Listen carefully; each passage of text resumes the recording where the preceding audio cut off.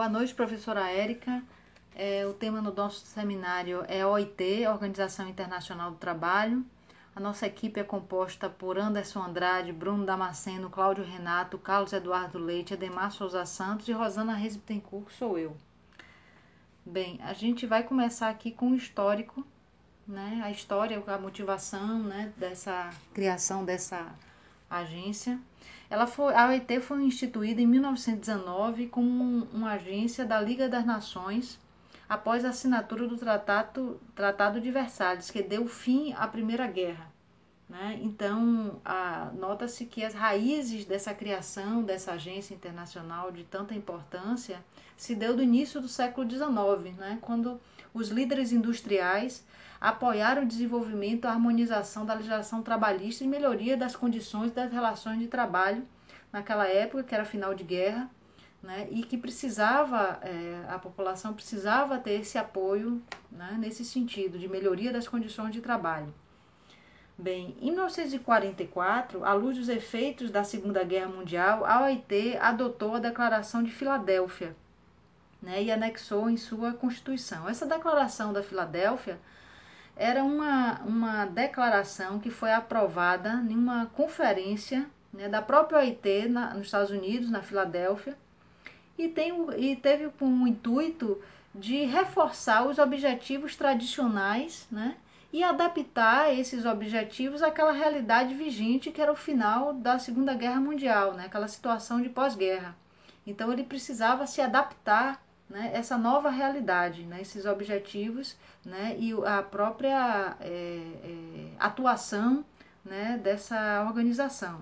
Então essa Declaração de Filadélfia antecipou e serviu de modelo para a Carta das Nações Unidas e para a Declaração Universal dos Direitos Humanos.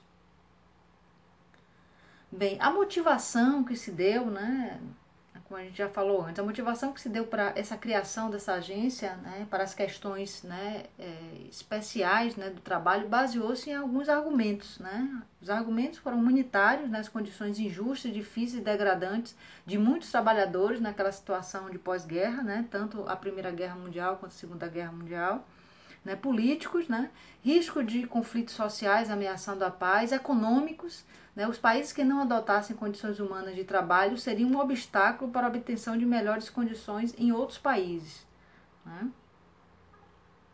Bom, hoje a OIT ela tem sede na Suíça, né, uma agência multilateral da Organização das Nações Unidas, especializada nas questões de trabalho, né, então especialmente ela refere-se ao cumprimento das normas, né, e convenções e recomendações internacionais, né, então ela é a única agência que tem uma estrutura tripartite, que significa que vários representantes de governos, de organizações de empregadores e trabalhadores participam dessa agência em condições de igualdade. Né? São 183 Estados-membros, né, que se reúnem para alinhar determinadas atuações em relação ao trabalho no mundo inteiro. Bem, os objetivos, né? A OIT instituiu o conceito de trabalho decente como objetivo central de todas as suas políticas e programas. Justamente porque assim, essa própria estrutura internacional, ela torna possível abordar essas questões que giram em torno do trabalho decente, né? Buscando soluções que permitam melhoria nessas condições, né, de trabalho no mundo. Então, desde sua criação, os membros tripartites da OIT adotaram várias convenções internacionais de trabalho e recomendações sobre diversos temas, né? Porque o trabalho é um tema muito amplo. Né? Então ele abrange emprego, proteção social, recursos humanos, saúde, segurança do trabalho trabalho marítimo, trabalho insalubre, as próprias doenças ocupacionais. Então o trabalho é um termo muito amplo para essa organização e para nós também.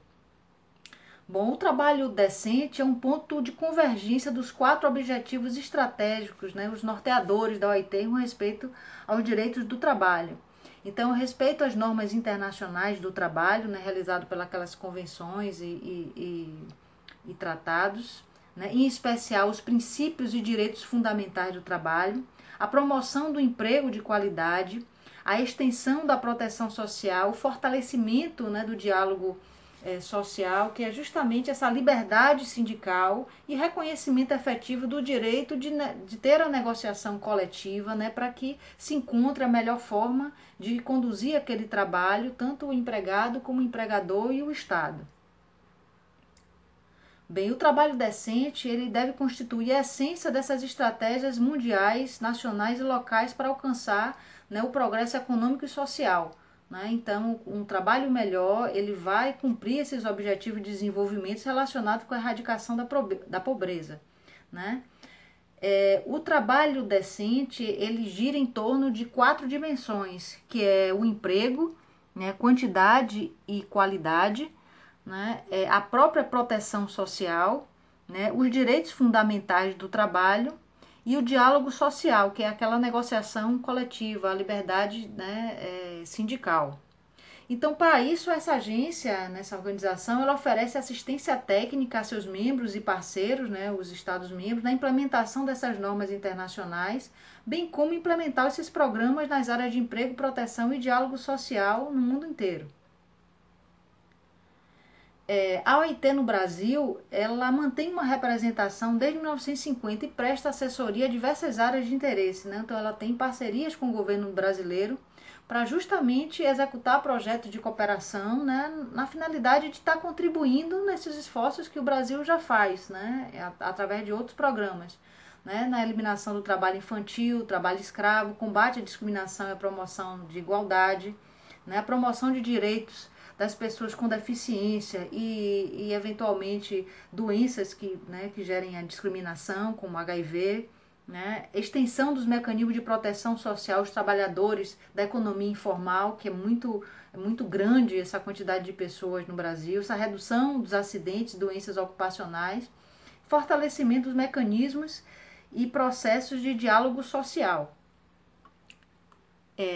Na realidade, a agência, essa organização, ela se articula no Brasil em torno de 3 prioridades, que no Brasil é muito importante, que é gerar mais e melhores empregos, né, com igualdade de oportunidade de tratamento, erradicar o trabalho escravo e eliminar o trabalho infantil, em especial em piores formas, que a gente ainda, né, consegue identificar em muitas regiões do Brasil o trabalho escravo, e o fortalecimento desses atores tripartites, né, e o diálogo social como instrumento de governabilidade democrática. Esses atores tripartites são exatamente os representantes, né, dos Estados-membros, do governo, da associação dos empregados, dos empregadores, né, e busquem esse diálogo, né, essa liberdade para que a gente consiga ter um trabalho decente, a gente conseguir esse trabalho decente, com condições melhores de trabalho, com uma negociação com os estados e associação de representantes para que a gente consiga essa finalidade que a agência tanto busca, né? Bem, eu vou dar a palavra ao próximo componente da equipe, né, que vai abordar outros temas da agência.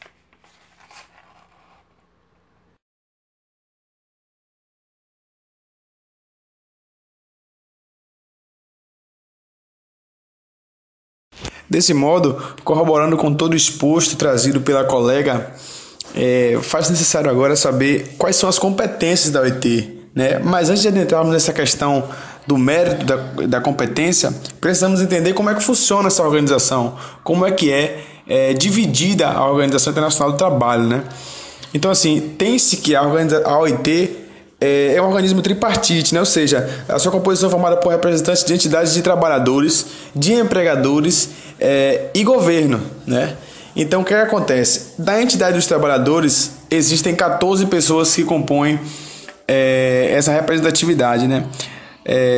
Assim como o dos empregadores, que também são 14 pessoas. Já representantes do governo são 28 pessoas, né?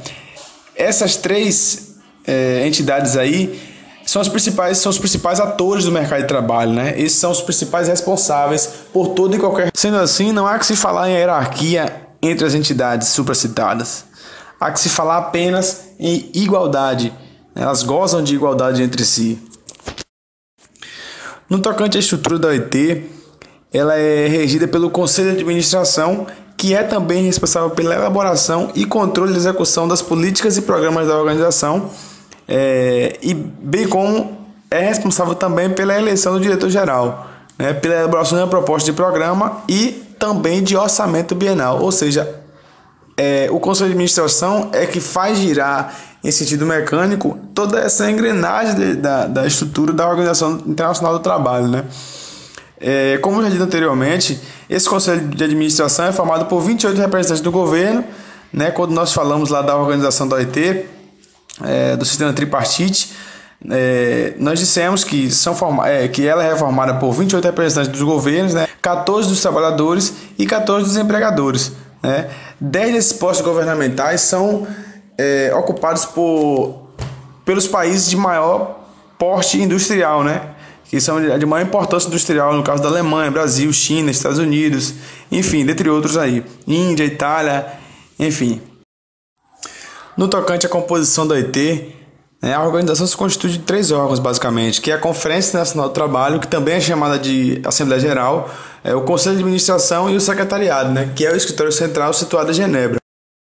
No tocante aos institutos já mencionados, o primeiro, que é a Conferência Internacional do Trabalho, esse é um fórum que acontece anualmente, né? Ali pelo meado do ano, entre junho e julho, não me recordo agora, mas ele serve para discutir temas diversos que diz respeito ao trabalho, né?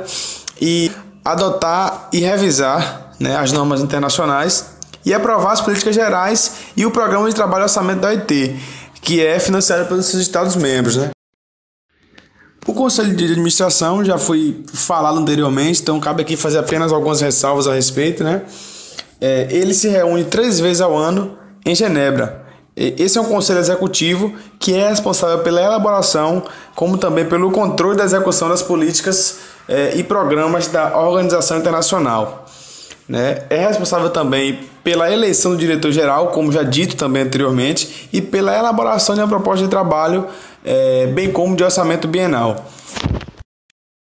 Já o secretariado, que é o último, mas não é o menos importante, logicamente, é o órgão permanente da organização e que é sede também de operações, onde na maioria das vezes se concentram as maiores atividades da administração, de pesquisa, de produção de estudos e de publicações, de reuniões tripartites setoriais e de reunião de comissões e comitês, ou seja, é o órgão responsável por fazer a OIT respirar, né? É o órgão de construção de conhecimento, de elaboração de pesquisas e estudos que, sem dúvidas, ajudam a colaborar com o desenvolvimento no tocante aos direitos trabalhistas, né?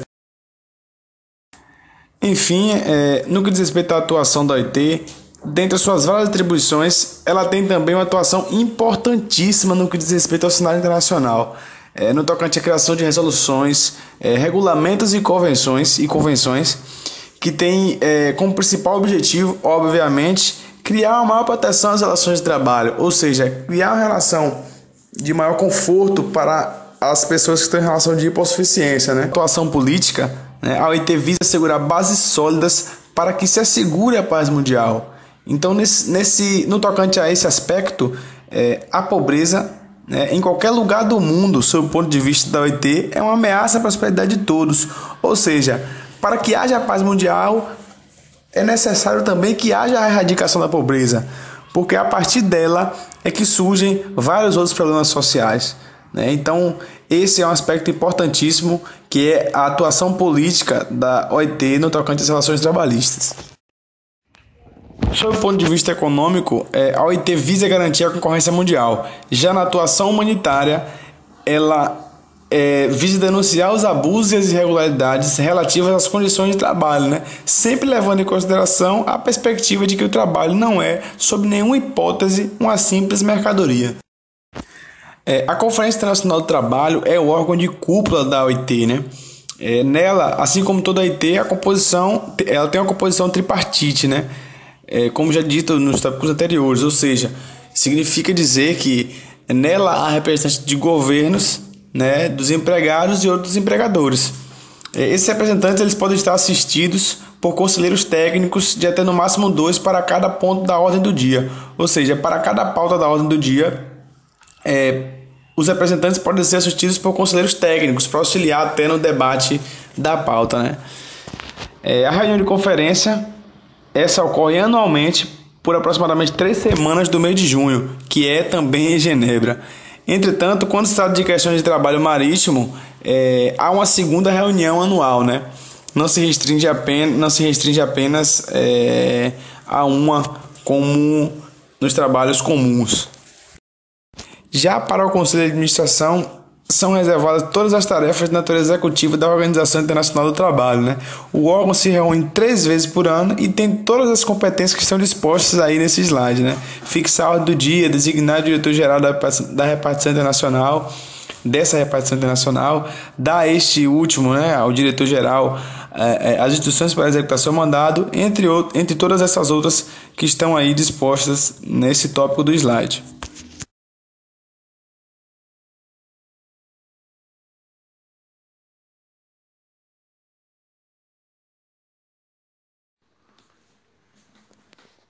Boa noite, nós vamos agora continuar a apresentação do nosso trabalho.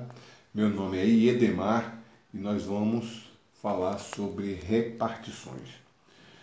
A repartição internacional do trabalho é o órgão de expediente que visa secretariar permanentemente a organização, promovendo publicações periódicas de material, né, material técnico desses organismos e em suas publicações periódicas.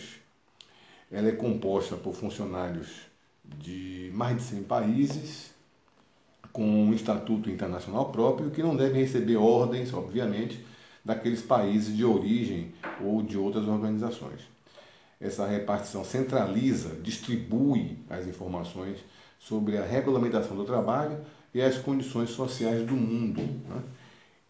Realiza também estudos e prepara a documentação para a conferência, para o conselho e demais reuniões, efetuando estudos e investigações, encarregando-se ainda da resposta às diversas consultas e publicações de trabalho.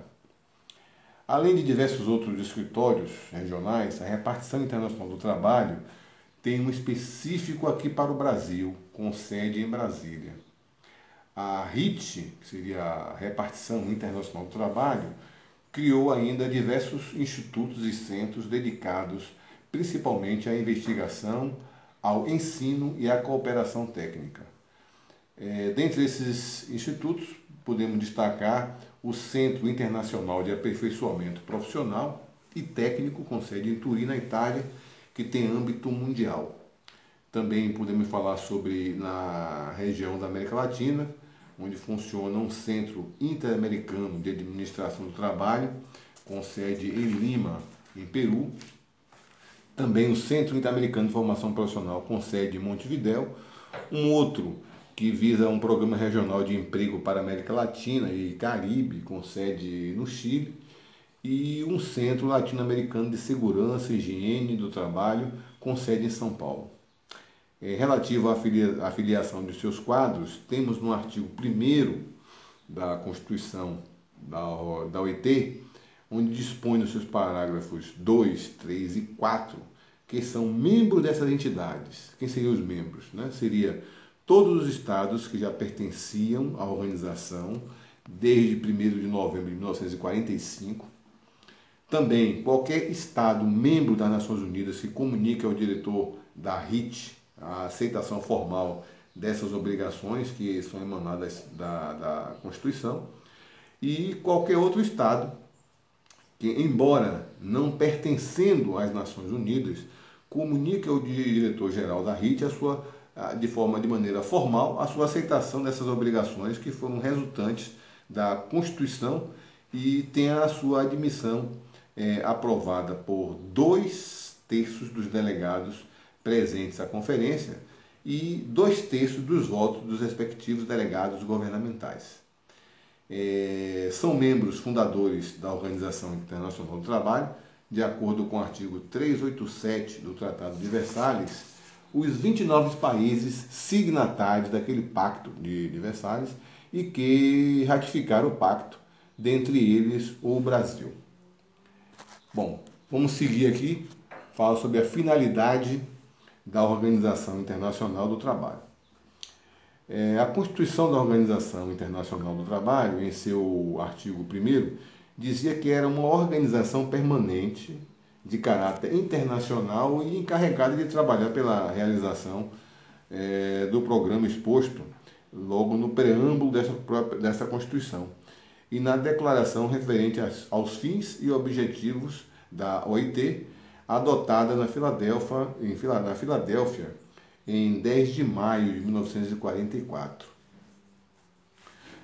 Bom, em 1946, o enunciado foi revisto e, a partir de então, as finalidades da OIT correspondem ao que expressamente, né, se proclama no preâmbulo da Constituição e a própria referida declaração, ficando certo de que esse último instrumento ampliou consideravelmente o objeto do direito internacional do trabalho e, em consequência, o campo de atuação da própria OIT, a quem atribui expressamente, né, a competência para tratar questões que visem a justiça social, no seu mais largo conceito, né, tendo em vista o progresso material e espiritual do ser humano em condições de liberdade, dignidade, segurança econômica e iguais oportunidades. A OIT é custeada pelas nações que são seus Estados-membros, admitidos todos na forma da própria Constituição. Seguindo, vamos abordar a questão da natureza jurídica da Organização Internacional do Trabalho, que é um tema de difícil elucidação, tendo sido objeto de diversas controvérsias, né, na medida em que tomam por base os princípios gerais de direito de natureza jurídica clara para a organização internacional. Resta também salientar que essa Organização Internacional do Trabalho inicialmente fez parte da Sociedade das Nações, sendo por esta subsidiada. A autonomia da OIT esboçou-se logo desde cedo, quando a primeira reunião da Conferência Internacional do Trabalho, realizada em Washington, por volta de 1919, deliberou admitir a Alemanha e a Áustria como membros da organização, apesar de que nem a Alemanha nem a Áustria serem parte da Sociedade das Nações, tendo sido essa orientação seguida no correr dos anos seguintes, né? Por sinal, a própria Argentina, em 1920, ela se retirou da Sociedade das Nações e depois foi defendida por Alberto Thomas, né? Teve sucesso na sua tese, onde defendia que ela poderia sair da sociedade e, no entanto, continuar na própria OIT. E nessa mesma década, nós pegamos também carona, o Brasil também pegou carona nisso aí, e teve esse entendimento onde permaneceu na própria OIT, mesmo tendo saído também da Sociedade das Nações. Com a aprovação da Carta das Nações Unidas, em São Francisco, em 1945, da qual resultou, aí vem a origem da ONU e a revisão da Constituição da OIT em Montreal, ficou definitivamente afirmada a personalidade jurídica própria da OIT, como pessoa jurídica de direito público internacional. Bom, vamos falar um pouquinho aqui sobre as convenções. O que seria isso aí? Convenções internacionais são normas jurídicas emanadas da conferência, destinadas a construir regras, né, gerais e obrigatórias para os Estados deliberantes, que as inclui no seu ordenamento jurídico, observadas as respectivas prescrições constitucionais.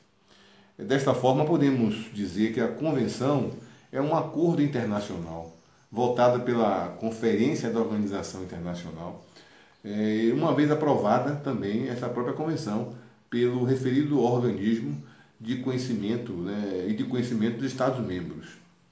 As convenções visam, na verdade, preparar e fomentar, no âmbito da competência da organização internacional, a criação de um direito comum a vários estados, né, promovendo a universalização das normas e justiça social. É importante aqui destacar que as convenções constituem tratados multilaterais abertos à ratificação por parte dos Estados-membros, que após tal formalidade, né, as regras nelas esculpidas, tratadas, né, devem integrar a respectiva legislação nacional daquele Estado. As convenções podem ser classificadas como tratados-leis ou normativas e tratados contratos. Seguindo, vamos falar das recomendações. O que seria? É uma regra oriunda da Organização Internacional do Trabalho em virtude de não terem sido alcançadas a convenção, seja por falta de quórum ou falta de adesão. São promulgadas como simples recomendação. E dessa forma, somente valem como sugestão destinada a orientar o direito interno de cada Estado membro. Com relação às reclamações, seria a forma de que dispõem as organizações profissionais de trabalhadores ou de empregadores também para mostrar o não cumprimento de convenção ratificada por parte de um Estado membro. Essa afirmação está em consonância, né, com o dispositivo do artigo 24 da Organização Internacional do Trabalho. Uma organização profissional de empregadores ou de trabalhadores pode apresentar uma reclamação à OIT, né, tendo por objeto o não cumprimento satisfatório, né, por parte daquele Estado membro ou de qualquer outro Estado membro no território de sua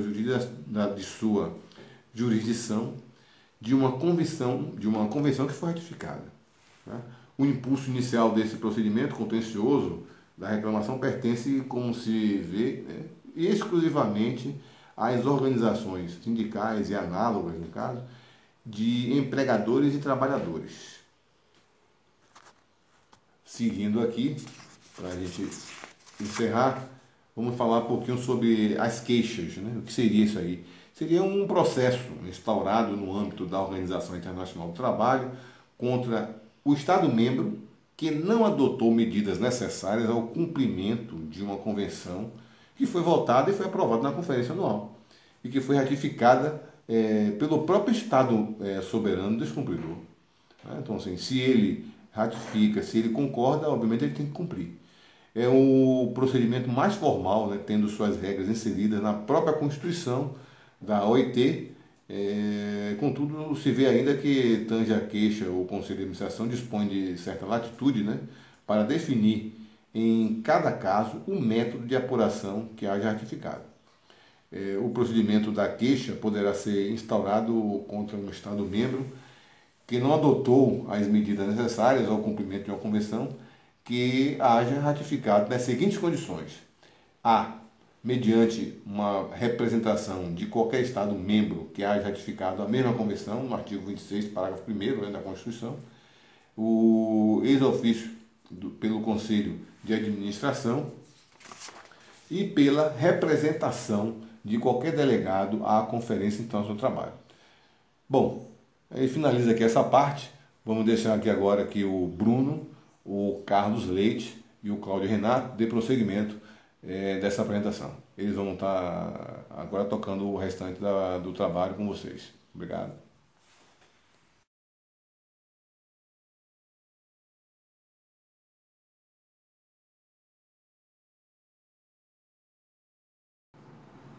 A partir de agora iremos para um novo tópico relacionado à perspectiva social e de emprego no mundo, algumas tendências em 2018, onde o desemprego e os déficits de trabalho eles permanecerão altos em muitas partes do mundo, como afirma um novo relatório relacionado ao desemprego da OIT em 2018. Essa taxa de desemprego ela se estabilizou em 2016 e algumas projeções indicam que essa taxa chegou a 5,6 em 2017 e que representa mais de 192 milhões de pessoas desempregadas no mundo. E segundo o diretor da OIT, o Guy Ryder, que é o diretor-geral, ele afirma que o desemprego global, apesar de ter se estabilizado, os déficits de trabalho eles continuam generalizados e que a economia ainda não está criando empregos suficientes. O Stefan Kuhn, que é o principal autor deste relatório de 2018, ele é o economista da OIT. Ele afirma que os países em desenvolvimento, esse progresso na redução do número de trabalhadores vivendo abaixo da linha de pobreza, ele é muito lento para acompanhar a expansão da força de trabalho. Cabe ressaltar que as mulheres, elas são mais propensas a ter empregos de qualidade inferior e submeterem a salários mais baixos. E que essa participação no mercado de trabalho ela permanece bem abaixo das taxas masculinas. Em relação ao envelhecimento, algumas mudanças estruturais elas aumentarão as pressões sobre o mercado de trabalho. Considera-se que as mudanças na composição do setorial do emprego, principalmente relacionadas ao setor de serviço, que é o principal motor do crescimento de emprego no futuro, e essa relação inversa em relação aos empregos no setor agrícola e industrial, que continuarão a diminuir. O Sang-Yeon Lee, que é o diretor interino do Departamento de Pesquisa da OIT, ele afirma que, além do desafio de um número crescente de aposentados em relação ao sistema de pensão, uma força de trabalho cada vez mais velha tem um impacto direto nos mercados de trabalho e que esse envelhecimento pode reduzir a capacidade produtiva e diminuir os ajustes do mercado de trabalho após choques econômicos. Há algumas principais conclusões regionais. Relacionado à América Latina e Caribe, a previsão é que a taxa de emprego ela diminua apenas marginalmente, passando de 8,2% em 2017 para 7,7% em 2019.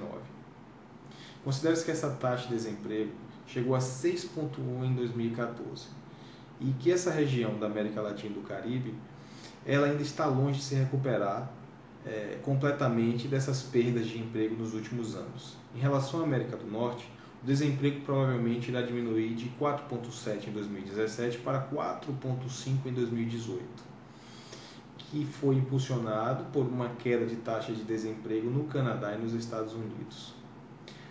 Norte, Sul e Oeste da Europa, graças a uma atividade econômica melhor, prevê-se que a taxa de desemprego ela tem diminuído de 9,2% em 2016 para 8,5% em 2017, a menor desde 2018. Algumas conclusões pertinentes. Segundo esse relatório, as tendências de 2018, que sugere que mais de 92 milhões de pessoas não terão uma ocupação remunerada, é necessário que se proteja esses empregos para que se preserve essa massa salarial e os mercados internos de consumo. Além disso, o emprego deve ser encarado como uma prioridade. Abrir espaços de negociação de políticas setoriais que se incentivem o nível de atividade e a preservação dos postos de trabalho. Bem, dando continuidade aqui, eu vou abordar aqui sobre as críticas da OIT ao Brasil, provocado por uma denúncia da CUT, o Comitê de Técnicos nomeado pela Organização Internacional do Trabalho, OIT, sem poder deliberativo, apresentou duas críticas à reforma trabalhista do Brasil. A primeira crítica, o comitê entendeu que a prevalência do negociado sobre o legislado, consagrada pela Lei 13.467/2017, é contrária ao objetivo de promover negociações coletivas, livres e voluntárias, constante da Convenção de 98 da OIT. Essa nova lei reafirmou como inegociáveis 30 direitos já garantidos pela Constituição e garantiu apenas 15 desses 30 que existia, determinando que a negociação seja respeitada pela Justiça do Trabalho. A segunda crítica que está aqui, outra crítica foi que o Brasil violou as convenções de 98 e a convenção também de 154, que teriam por princípio admitir a negociação coletiva tão somente para estabelecer condições mais favoráveis do que as leis. Neste ponto aqui, não há equívoco e sim um erro de leitura. Por quê? Porque nenhum dos artigos da Convenção estabelece a existência aludida, porque a expressão mais favoráveis é de entendimento vago e subjetivo na organização. O documento questiona também a autonomia de negociação com o empregador, para trabalhadores considerados hipossuficientes que ganham acima do dobro do teto do INSS, isto é, mais de 11 mil, né, no ano vigente, que é o de 2018. O comitê afirma que o acordo individual entre trabalhador e empregador contraria a obrigação de promover negociações coletivas, determinada pelo artigo 4º da Convenção da OIT, ressaltando que não cabe à OIT nenhum tipo de sanção oficial, mas é uma exposição que ameaça as boas relações internacionais e abre caminho para outros países e empresas alegarem que o Brasil pratica dumping social para aumentar sua lucratividade, lógico, numa concorrência que é tida como desleal.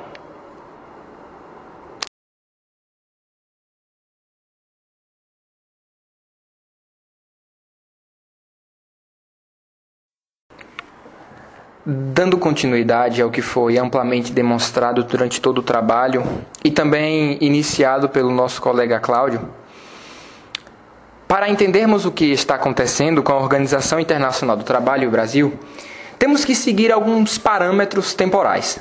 Cumpre-nos aqui demonstrar que tal lapso temporal não se estende por mais de um ano e que os desdobramentos têm sido vertiginosos, tanto a favor quanto contra a reforma trabalhista proposta pelo presidente Michel Temer e hoje em vigor. Às vésperas da votação final da reforma trabalhista no plenário do Senado, a Organização Internacional do Trabalho respondeu uma consulta das 6 centrais sindicais brasileiras, feita em 16 de junho, que tratam da violação dos acordos internacionais que o Brasil assinou. Nessa resposta, a OIT descreveu que as convenções de número 98, que trata sobre a negociação coletiva, a convenção de número 151, que trata sobre as negociações coletivas para servidores públicos, a convenção de número 154, que trata sobre a promoção da negociação coletiva, e a convenção de número 155, que trata sobre a segurança e saúde dos trabalhadores, estavam sendo desrespeitadas na nova reforma trabalhista, e eles argumentaram que isso era inconcebível. A OIT destacou também que os Estados-membros têm a obrigação de garantir, tanto na lei como na prática, a aplicação efetiva dos convênios ratificados, motivo pelo qual não se pode validamente rebaixar, por meio de acordos coletivos ou individuais, a proteção estabelecida nas normas da OIT, ratificados e em vigor em um determinado país. Vale salientar que o que foi dito agora foi dito expressamente pela OIT. As convenções 98, 151 e 154 têm como objetivo garantir a promoção da negociação coletiva para o fechamento de acordos sobre condições de trabalho que sejam mais favoráveis que o já previsto na legislação. A reforma trabalhista, aprovada pelo Congresso Nacional, ao contrário, admite acordos individuais e que o acordado, ainda que desfavorável ao trabalhador, prevaleça sobre o legislado. No documento ainda, a OIT propõe o detalhamento e a análise sobre os termos da aplicação dos princípios da negociação coletiva, livre e voluntária na reforma trabalhista. Também quer informações sobre as consultas tripartites, o que foi explicado por nosso colega Anderson anteriormente, como os interlocutores sociais a respeito da reforma trabalhista. E o prazo para elaborar as respostas é de menos de 4 meses. O governo brasileiro terá de criar uma comissão que vai elaborar um relatório e encaminhar à OIT em novembro. Vale salientar que o que eu acabei de ler foi dito no ano passado. Logo, o Brasil tinha 4 meses para responder isso.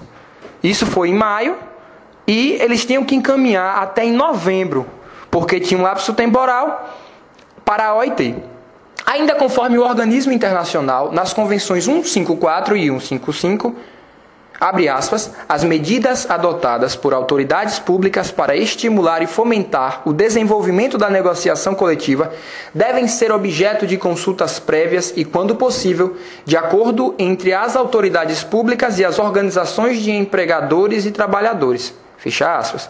Na resposta enviada às centrais, assinada pela diretora de Departamento de Normas Internacionais do Trabalho, conhecida como Corine Varga, a adoção de um projeto de lei que reforma a legislação trabalhista deveria ser precedida por consultas detalhadas por interlocutores sociais do país.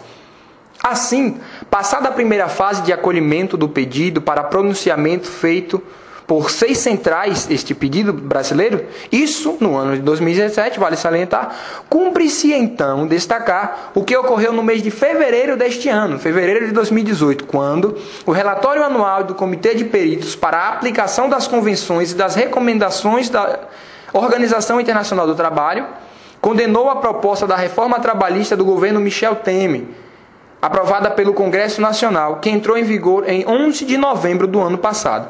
Este comitê ele é composto por juristas de diversos países. O órgão tem atribuição de examinar aplicações das convenções e recomendações da Organização Internacional do Trabalho pelos Estados-membros, o que nós acabamos de falar. O dirigente deste comitê, ele alerta que o Estado brasileiro pode até vir a ter de responder internacionalmente por violações, não só à Convenção 98, mas também às Convenções 151, que trata da negociação coletiva entre trabalhadores do serviço público e as 3 esferas do governo, e a 154, que trata do incentivo à negociação coletiva, como já foi dito anteriormente. E, em um terceiro momento, mais especificamente na Convenção Internacional do Trabalho em Genebra, que aconteceu do dia 28 de maio ao dia 8 de junho deste ano, vale salientar aqui que já é o terceiro ponto desta discussão entre a OIT e o governo brasileiro. A Comissão de Aplicação de Normas da Organização Internacional do Trabalho, que é uma subdivisão da OIT, assim como o comitê, concluiu nesta quinta-feira, no dia 7/6, que a reforma trabalhista é compatível com a Convenção 98, que trata do direito à negociação coletiva.